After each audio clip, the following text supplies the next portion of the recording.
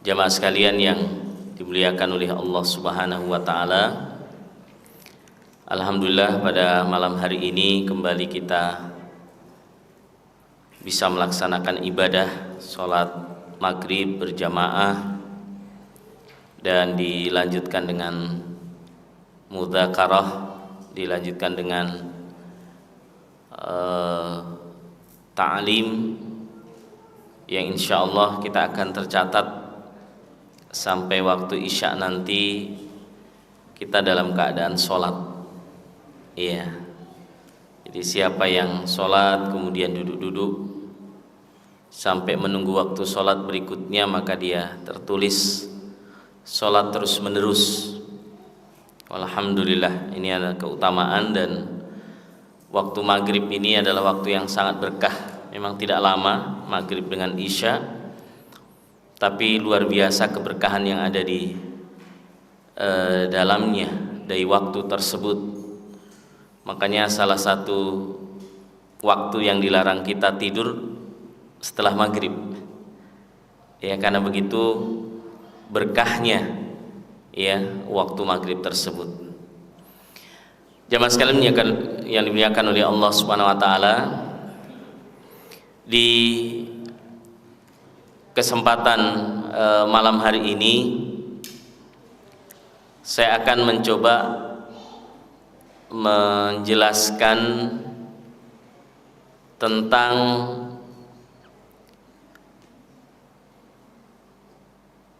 jiwa manusia atau tentang diri kita serta hal-hal yang terkait dengannya.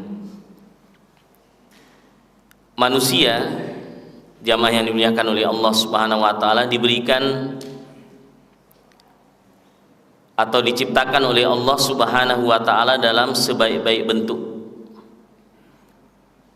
Laqad khalaqnal insana fi ahsani taqwim. Sungguh aku telah ciptakan manusia itu dalam sebaik-baik bentuk,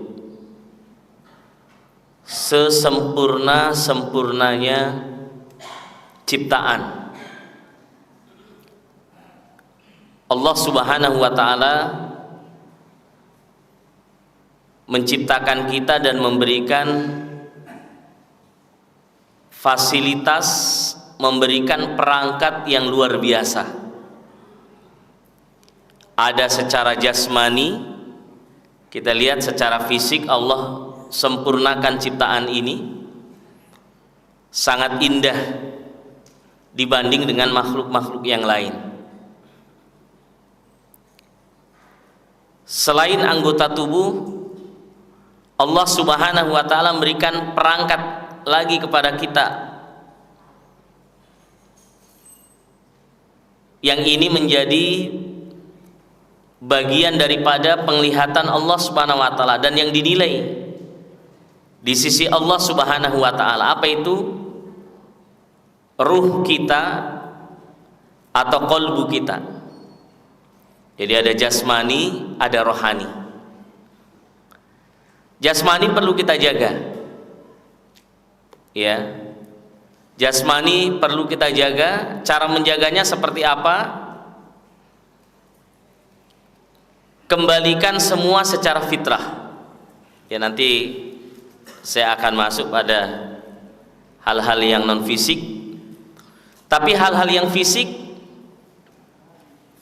bagaimana cara menjaga hal-hal yang fisik ini sebagai bentuk kesyukuran dari nikmat Allah Subhanahu wa taala, nikmat sehat.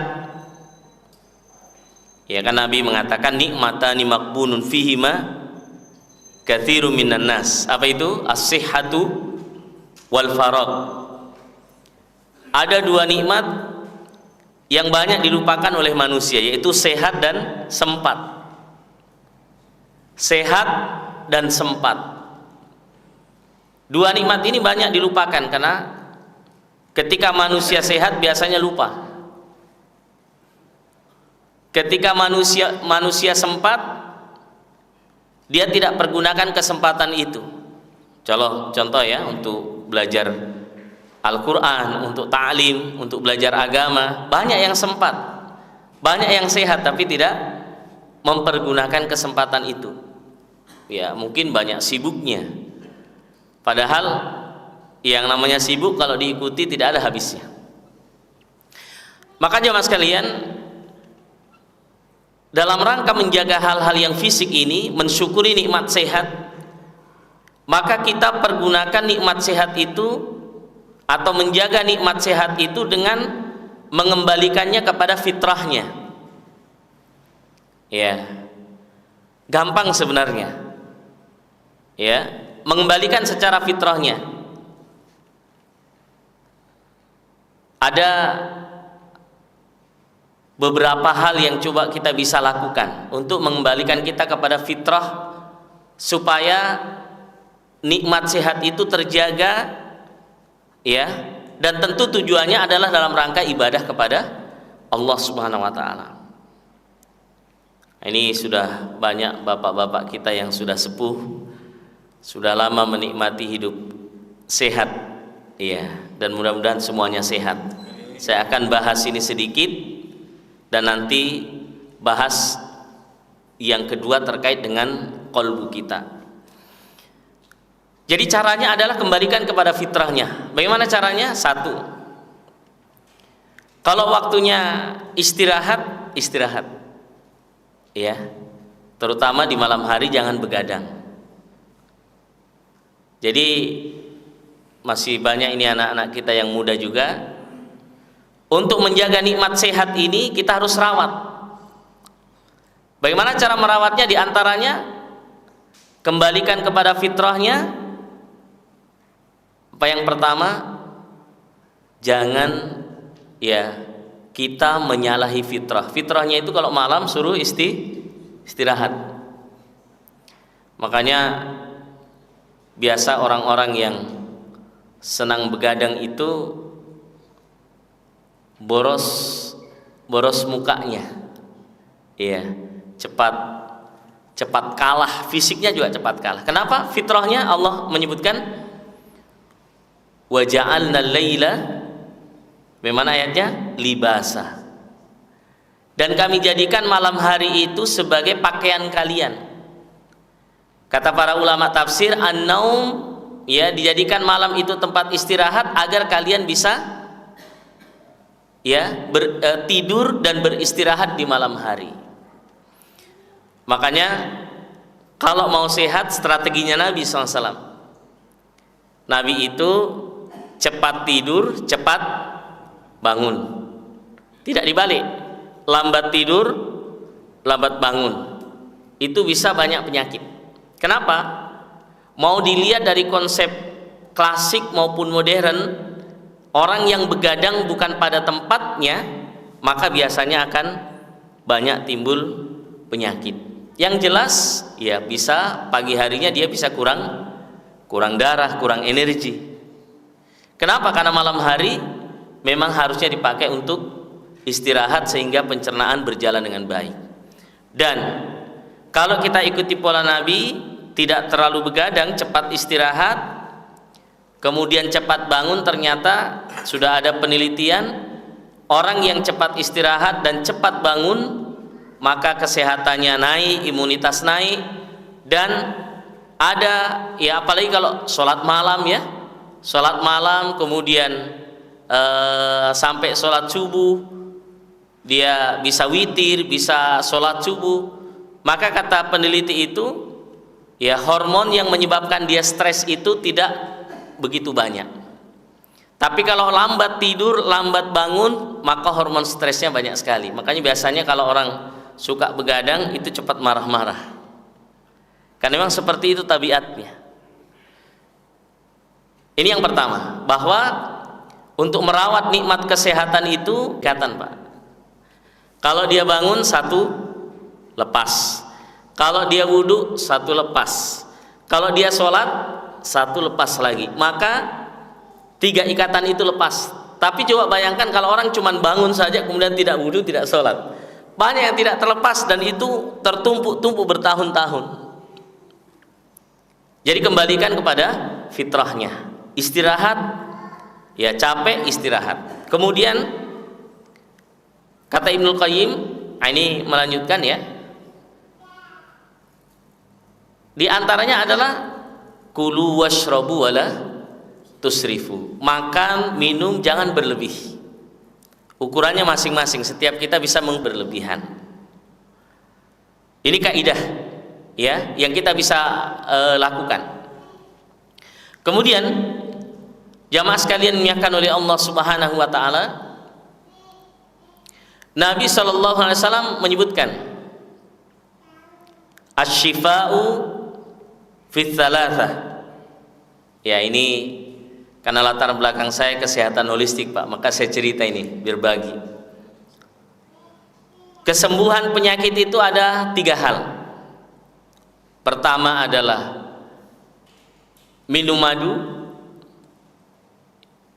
kemudian sayatan bekam, ya, syurbatu asal, wa kayyatunar atau al-kay. Ini kalau kita perhatikan, ya, kata Ibnu Qayyim al-Jauziyah, ini satu kaidah dalam kita menjaga kesehatan. Pertama, Nabi SAW menyebutkan input, di antara yang disebutkan oleh Nabi adalah madu.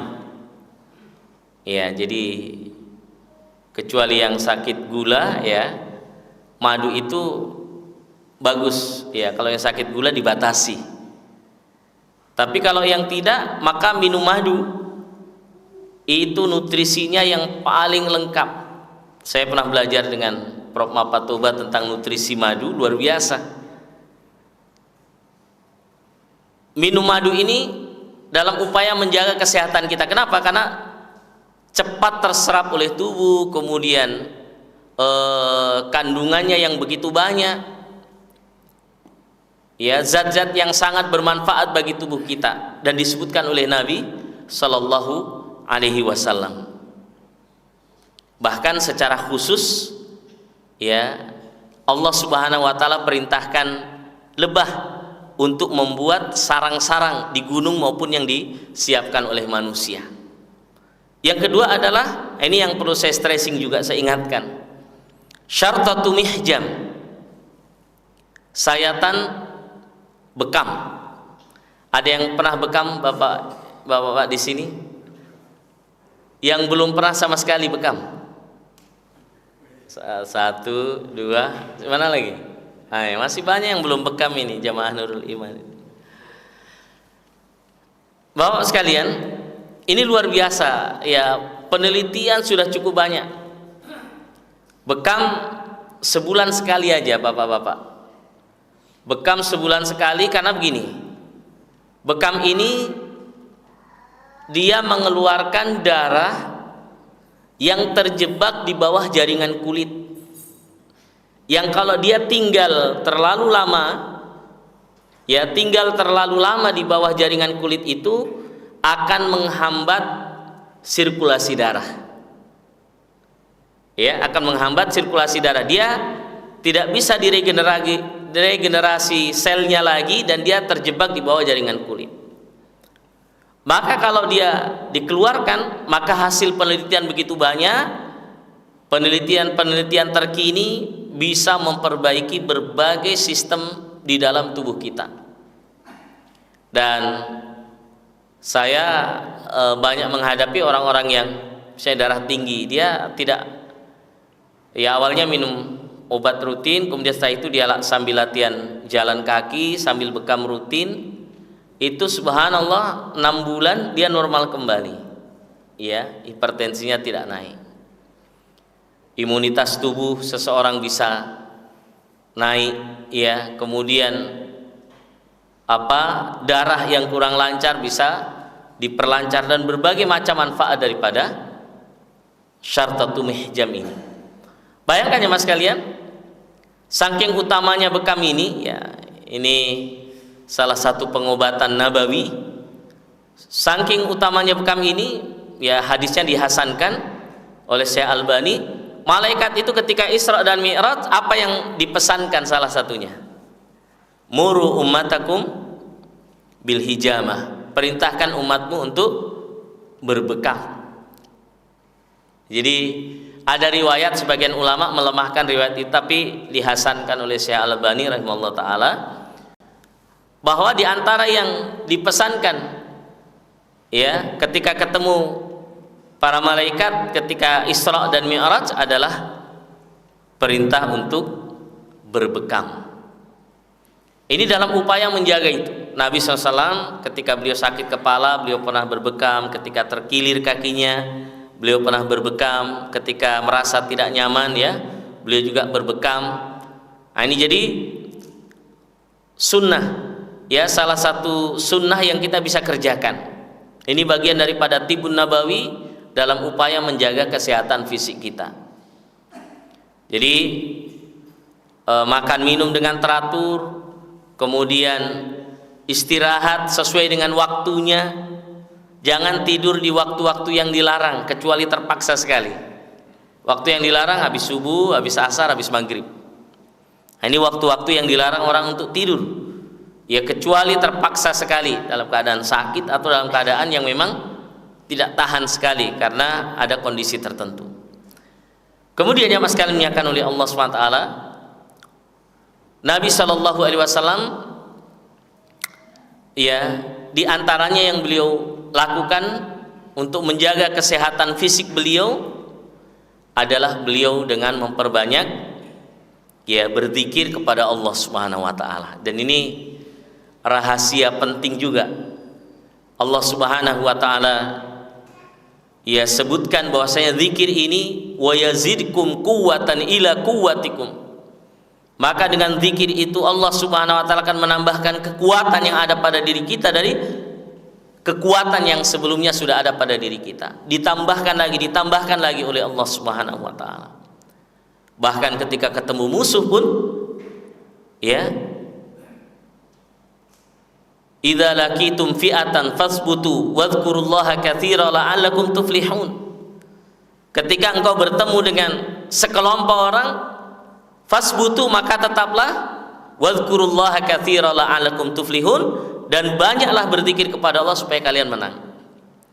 Dan Rasulullah SAW adalah orang yang paling banyak berzikir dan senantiasa lisan beliau basah dengan zikir kepada Allah SWT. Tentu selain apa yang kita sebutkan tadi, pada prinsipnya apa yang harus keluar dari diri kita jangan ditahan. Ini juga resep dari Ibnul Qayyim dalam buku beliau Tibun Nabawi. Bapak Ibu jamaah sekalian, kalau mau kencing ya sudah, jangan ditahan. Ke kamar mandi, kenapa? Kapan tahan kencing? Jadi penyakit. Mau buang air besar, orang mau sholat saja kalau mau buang air besar, mau buang air kecil, disuruh tunda sholatnya, buang hajat dulu. Itu salah satu keutamaannya ya. Ya kalau orang sering tahan kencing biasanya muncul infeksi saluran kencing lah, macam-macam, infeksi ginjal lah, macam-macam.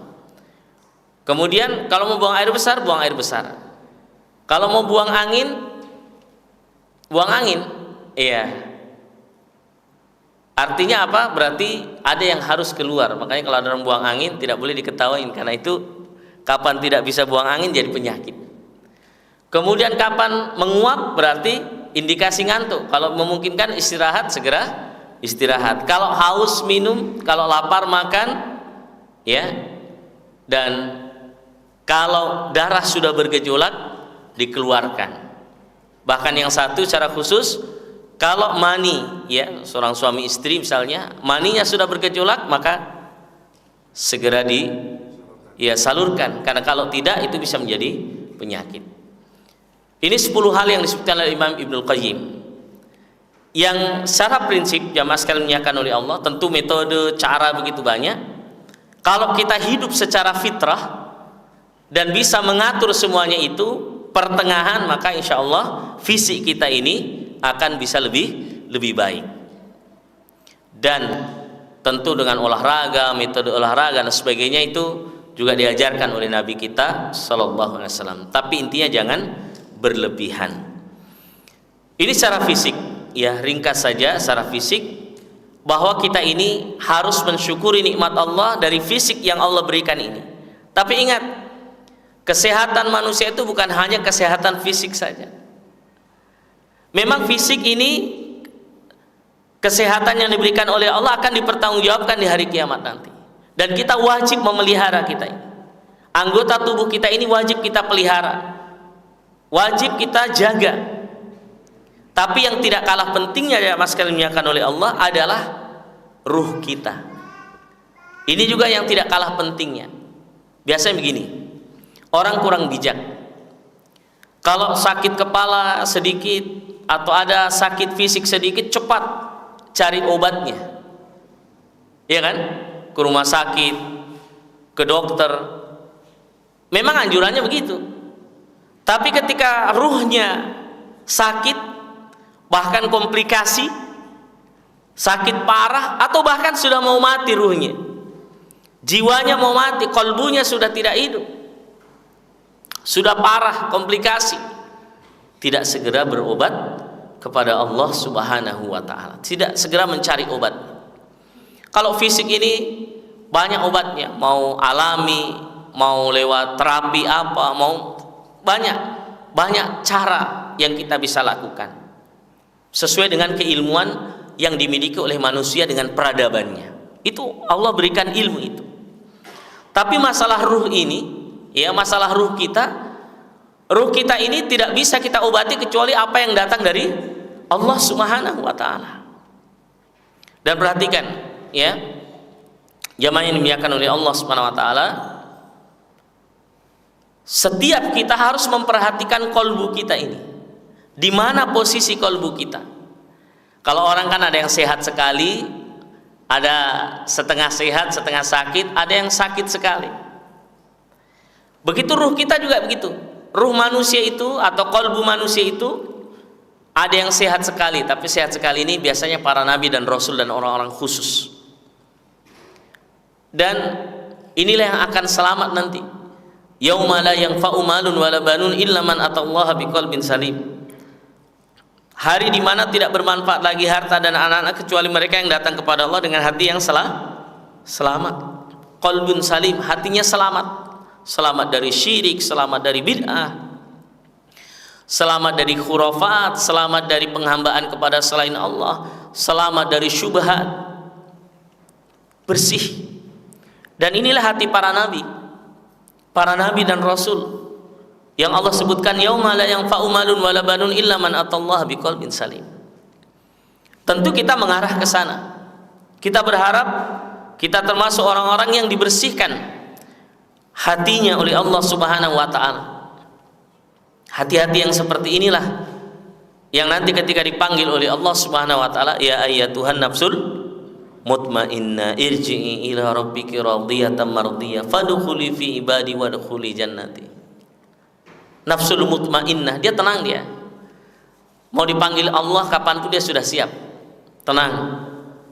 Mutmainnah, nafs, ya jiwanya sudah tenang. Kenapa? Karena dia sudah melihat surga yang diperlihatkan oleh Allah Subhanahu wa ta'ala, maka dia kembali kepada Allah dengan tenang.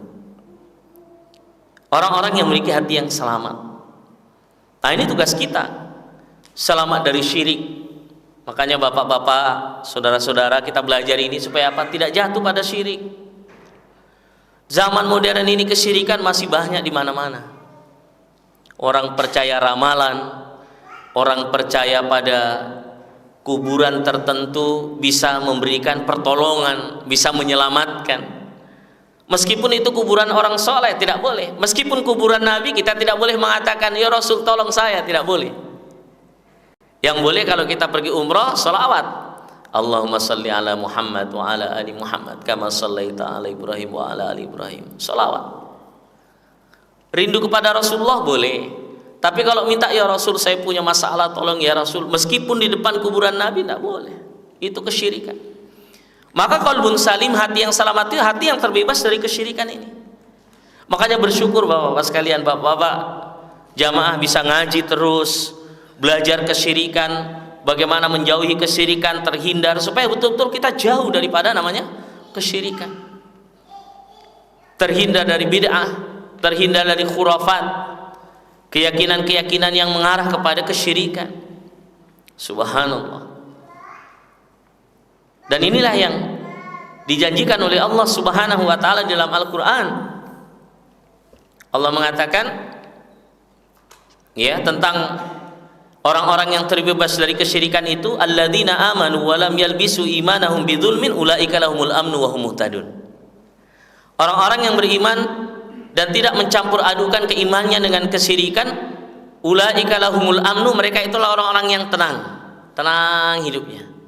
Wa hum muhtadun, dan mereka mendapatkan petunjuk terus. Dia dapat petunjuk terus sampai ujungnya tadi nafsul mutmainnah, karena dia sudah tenang.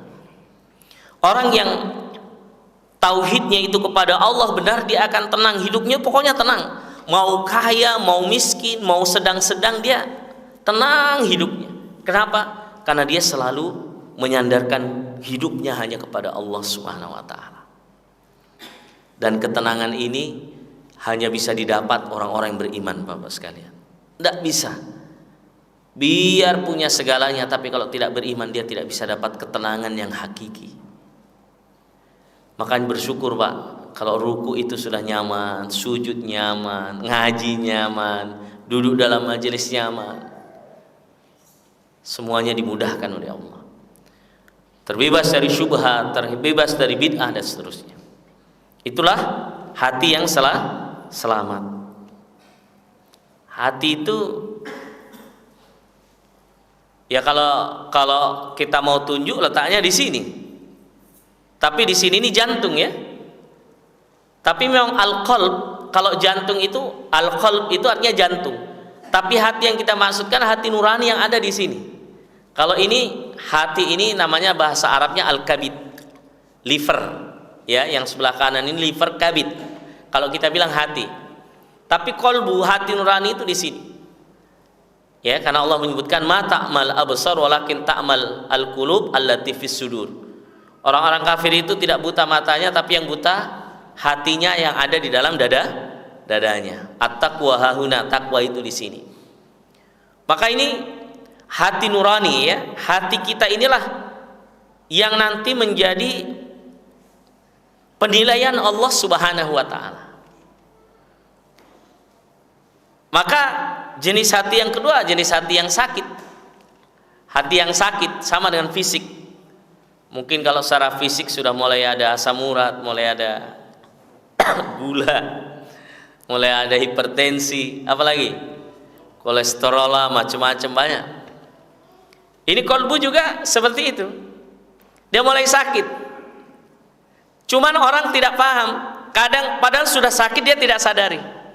Sama dengan orang yang sudah fisiknya sakit, tapi karena dia tidak tahu gejalanya, yang tahu gejalanya kan dokter. Setelah diperiksa, wih tinggi nih, macam-macam penyakit. Karena tidak disadari. Maka kolbu manusia juga begitu. Ya, kolbu yang sakit ini bagaimana ciri-cirinya? Kadang taat, kadang tuh suka yang kiri-kiri, ya, yang salah-salah. Nas'alullah al-afiyah. Berarti ini ciri sakit ya. Kalau hati yang sehat pokoknya lurus, taat terus. Hati yang sakit ini ciri-cirinya ya kadang taat, tapi kadang juga masih jatuh dalam maksiat. Makanya harus diobati. Berarti ini sakit. Kalau ibadah kadang ada rasa malas, ketaatan kadang ada rasa malas, kemudian ada maksiat, tergiur sedikit. Itu hatinya berarti sakit. Hati yang di dalamnya terkumpul ada dosa, ada juga ketaatan. Maka ini harus berjuang bagaimana bisa sehat. Ya, kata para ulama kita, ciri-cirinya kalau misalnya hatinya keras, untuk beribadah itu susah. Ya, dia sholat tapi kayak hambar. Dia baca Quran tapi tidak bisa masuk gitu dalam hati. Dia mengaji tapi belum bisa dirasakan masuk ke dalam gitu. Kemudian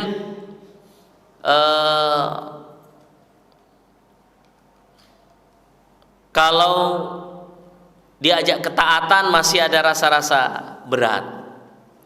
Orang yang seperti ini kata para ulama kita perlu diobati. Ada beberapa obat yang disebut oleh para ulama kita, tentu mengkaji Al-Quran, membaca terus, memahami maknanya. Kemudian ziarah kubur, ini penting juga. Ziarah kubur boleh Bapak sekalian ya, terutama bagi laki-laki, ziarah kubur untuk mengingat kematian, supaya mengingatkan dengan akhirat. Kemudian banyak bertaubat, ya, banyak istighfar, banyak bertaubat kepada Allah Subhanahu wa taala. Kemudian mencari kawan yang baik-baik supaya mengingatkan tentang kehidupan akhirat. Nah, hati yang seperti ini kebanyakan kita yakin kita sendiri ini belum tentu bisa sehat betul hati kita, tapi kita terus berusaha. Itulah pentingnya tazkiyatu an-nufus. Itulah pentingnya kita ini membersihkan jiwa kita, karena memang sifat dasar manusia itu dalam Al-Quran Allah menyebutkan fa'alhamaha fujuraha wa taqwaha. Memang sifat dasar manusia itu ada fujur, ada sifat buruknya, ada juga taqwaha. Dan disebutkan dalam hadis bahwa tidaklah seseorang itu kecuali ada qarin. Qarin ini dari jin dan dari malaikat. Dari jin ngajak yang jelek-jelek, dari malaikat ngajak yang baik-baik, tergantung mana yang kuat. Termasuk respon dari diri kita. Bahkan sahabat bertanya, "Wa iya ya Rasulullah? Apakah engkau juga ya Rasulullah?" Iya. Tapi Allah telah menjadikan jin yang menyertai saya itu tidak mengajak saya kecuali kepada kebaikan. Itu khusus bagi Nabi SAW. Yang lain tidak ada. Jadi selain sifat dasar manusia itu sudah seperti itu, fa'alhamaha fujuraha wa taqwaha, ada jin lagi, ada malaikat juga yang mengajak ini, biasanya berperang di situ. Maka ilmu dan pertolongan Allah yang akan bisa menyelamatkan kita. Kemudian jangan sampai kita, ya naudzubillah, sampai pada derajat hati yang mati. Jamaah sekalian, kalau jamaah ingin baca tentang qalbu ini lebih dalam, baca bukunya Ibnul Qayyim, Al-Imam Ibnul Qayyim, sudah ada terjemahannya itu. Ya, judul aslinya itu Ighatsatul Lahafan. Ya. Min masaidi syaitan. Ya. Jadi pertolongan bagi orang-orang yang bisa selamat daripada cara-cara setan menggelincirkan manusia. Ada bukunya beliau, sudah ada terjemahannya. Sangat apik, sangat indah beliau kaji dalam buku tersebut. Tapi ala kulli hal, jangan sampai kita jatuh pada hati yang ketiga ini. Makanya mas sekalian, umur tidak panjang, umur paling kita sampai 100 tahun ya. Kalau ada yang sampai. Ya, jarang. 80 tahun, paling 90 tahun. Maka kita harus berusaha bagaimana menjaga qalbu kita. Kalau sampai pada yang ketiga ini, naudzubillahi min dzalik. Ini yang disebutkan oleh Allah Subhanahu wa taala, fi qulubihim marad fazadahumullahu marada khatamallahu ala qulubihim wa ala sam'ihim wa ala absarihim ghishawah. Hati yang mati, hati yang tidak kenal Tuhan, hati yang tidak kenal Allah, hati yang tidak lagi memperhatikan tentang baik dan buruk, pokoknya hidupnya hanya ya mengikuti hawa nafsu saja. Fa nasallallahu afiyah. Maka kita bersyukur dengan adzan kita masih menyahut, kita ke masjid, dan memang kita diajarkan oleh Nabi SAW berdoa, Allahumma inni a'udzubika min ilmin la yanfa. Ya Allah, aku berlindung kepada Engkau daripada ilmu yang tidak bermanfaat. Wa min ainin la tadma, dan dari mata yang tidak bisa menetes. Ya, keras. Ya, kalau para salafus saleh, para ulama dahulu, para sahabat kalau dengar ayat kharru sujjada wa buqiya, mereka tersungkur kemudian mereka menangis. Kemudian wa min ainin la tadma, dari mata yang tidak bisa meneteskan air mata ya.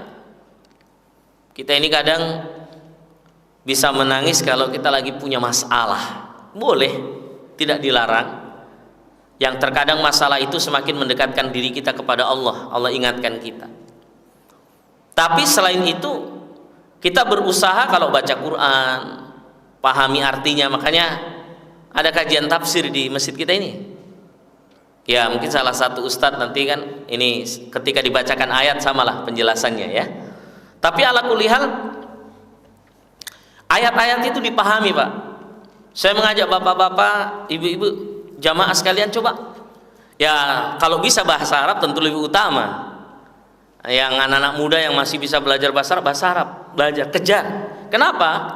Karena kalau kita memahami Al-Quran itu dan bahasa Arab itu yang lebih masuk begitu.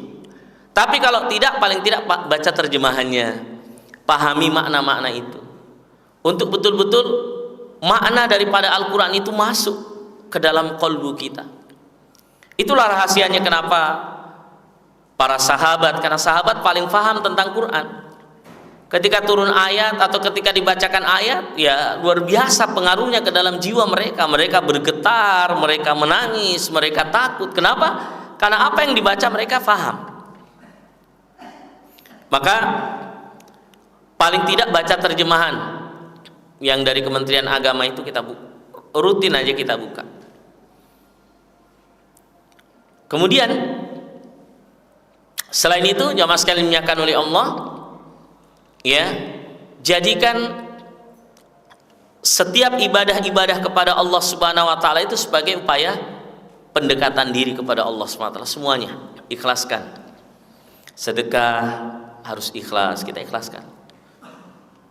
Sembelih kurban, apalagi puasa, mendidik anak, mencari nafkah untuk keluarga, bangun masjid, semua itu dari kebaikan-kebaikan itu jadikan sebagai sarana betul-betul taqarrub, mendekatkan diri kepada Allah Subhanahu wa taala, supaya kita merasa bahwa betul-betul kita dekat dengan Allah Subhanahu wa taala. Dan di antara ibadah yang paling baik ketika kita untuk lebih dekat kepada Allah adalah ibadah-ibadah atau ibadah sholat ini, baik yang wajib, lebih-lebih yang atau selain yang wajib, maka ditambah yang sunnah. Kelebihannya, kalau yang sunnah itu ditambahkan, Allah akan semakin cinta kepada kita. Memang yang dilihat oleh Allah yang wajib, yang menjadi utama, yang paling dicintai oleh Allah. Tapi agar kita lebih dicintai oleh Allah, tambah dengan yang sunnah. Dan sekali lagi kita berlindung kepada Allah, min ainin la tadma wa min qalbin la yakhsha, dari hati yang tidak bisa khusyuk. Ya, hati yang tidak bisa khusyuk. Berdoa kepada Allah supaya terhindar dari hati yang seperti itu. Yang terakhir, wa min du'ain la yustajabulah, dan berlindung kepada Allah dari doa yang tidak dikabulkan, doa yang tidak diijabah. Apa sih penyebabnya doa tidak diijabah? Banyak sekali. Di antaranya maksiat, ya, makanan yang haram, minuman yang haram, pakaian yang haram, hal-hal yang haram itu bisa menghalangi doa kita tidak dikabulkan oleh Allah SWT.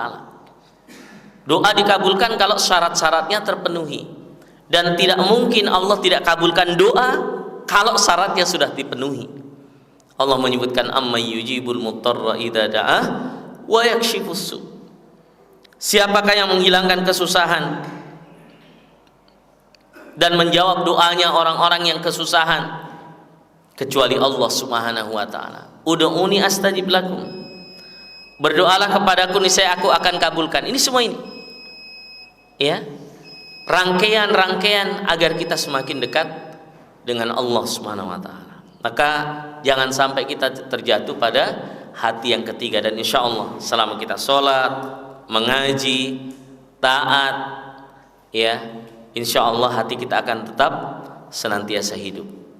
Ini jamaah sekalian yang mendiskusikan masalah diri kita, jiwa kita, qalbu kita ini menjadi penting. Kenapa? Agar kita semakin merasakan dan bisa mempraktekkan apa yang dikatakan oleh Allah, wa fi anfusikum afala tubsirun. Dan pada diri kalian apakah kalian tidak memperhatikannya? Ini yang bisa kita sampaikan pada malam hari ini. Mudah-mudahan bermanfaat bagi saya pribadi dan kita semua. Barakallahu fikum. Wassalamualaikum warahmatullahi wabarakatuh.